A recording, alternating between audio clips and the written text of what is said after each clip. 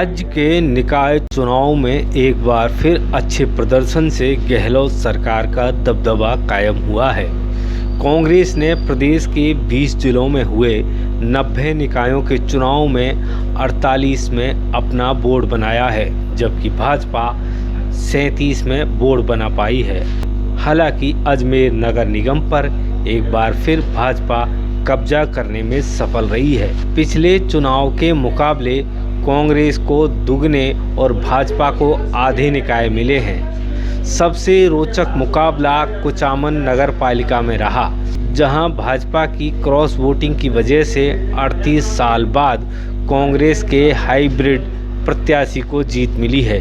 भाजपा और कांग्रेस के अलावा एनसीपी, आरएलपी और जनता सेना ने भी एक एक निकाय में अपना बोर्ड बनाया है।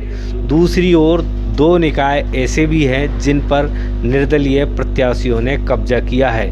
3 निकायों में पहले ही अध्यक्ष पद के लिए निर्विरोध निर्वाचन हो चुका है। राजस्थान की गहलोत सरकार का नया नियम हाइब्रिड पावर भी इस चुनाव में लागू किया गया। इसके तहत बिना पार्षद चुनाव लड़े व्यक्ति सीधा चेयरमैन पद के लिए चुनाव लड़ सकता है, बशर्ते चुनाव जीतने के बाद उसे 6 महीने के अंदर पार्षद बनना होगा।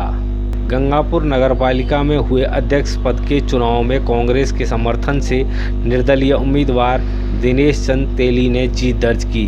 तेली को 13 मत मिले, जबकि भाजपा के प्रभुलाल माली को 12 मत प्राप्त हुए, जबकि हाइब्रिड प्रत्याशी प्रकाश टाक को एक भी वोट नहीं मिला।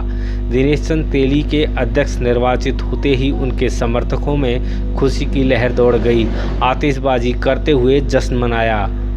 चुनाव में मिली हार को लेकर भाजपा के चुनाव प्रभारी जोगेश्वर गर्ग ने कहा कि कांग्रेस ने सत्ता का दुरुपयोग करते हुए जनता द्वारा दिए गए जनादेश का अपमान किया है। इसमें स्थानीय प्रशासन की भूमिका भी संदेह के घेरे में है। सरकारी पार्टी ने, कांग्रेस पार्टी ने, जिनकी सरकार है राजस्थान में, उन्होंने सरकारी मशीनरी का दुरुपयोग करने की बहुत कोशिश की। वार्डों के गठन से लेकर चुनाव प्रचार के दौरान भी और अब इस अध्यक्ष पद के मतदान के दौरान भी ये 5-6 दिन का गैप देना, ये भी एक उनकी सोचे समझी रणनीति का हिस्सा था। जानबूझ के ऐसा किया गया, जो जिसका कोई तुक नहीं था, वो भी सरकार ने किया। और दूसरी बात, जो उल्लेखनीय बात मैं कहना चाह रहा हूँ कि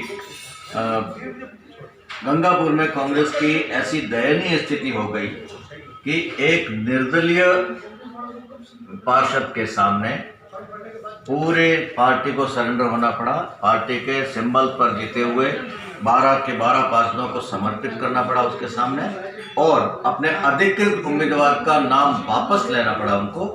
ये अपने आप में एक बहुत उल्लेखनीय घटना है, बिरला घटना है कि सत्तारूढ़ दल का उम्मीदवार मैदान से हट रहा है और एक निर्दलीय प्रत्याशी के सामने सरेंडर हो रही है पार्टी।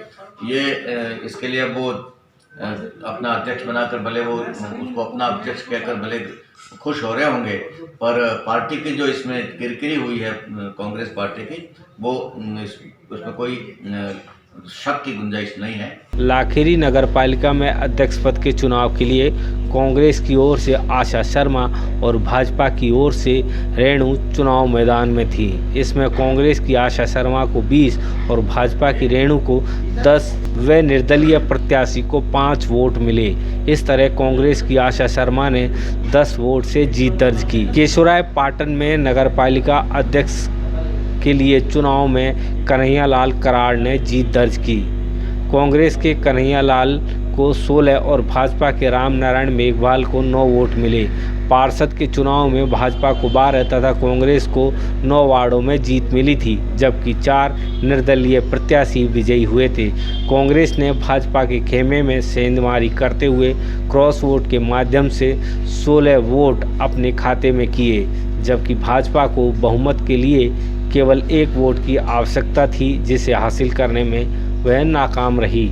इस तरह कांग्रेस ने 30 साल बाद केशोराय पाटन नगर पालिका बोर्ड पर कब्जा किया। भवानी मंडी नगर परिषद में हुए अध्यक्ष के चुनाव में क्रॉस वोटिंग के जरिए कांग्रेस ने जीत दर्ज की। कांग्रेस के प्रत्याशी कैलाश बोहरा को 24 तथा भाजपा की पिंकी गुर्जर को 16 वोट मिले। इस तरह कांग्रेस प्रत्याशी ने 8 वोटों से जीत दर्ज की, जबकि नगर परिषद के 40 वार्डों में भाजपा कांग्रेस के पास 19-19 सीटें थी। वहीं 2 निर्दलीय प्रत्याशी जीत कर आए थे। कांटे के मुकाबले में कांग्रेस भाजपा के खेमे में सेंधमारी करने में कामयाब रही। विधासन नगरपालिका अध्यक्ष के चुनाव में बीजेपी के सीताराम बोबरिया ने 19 वोटों से जीत दर्ज की।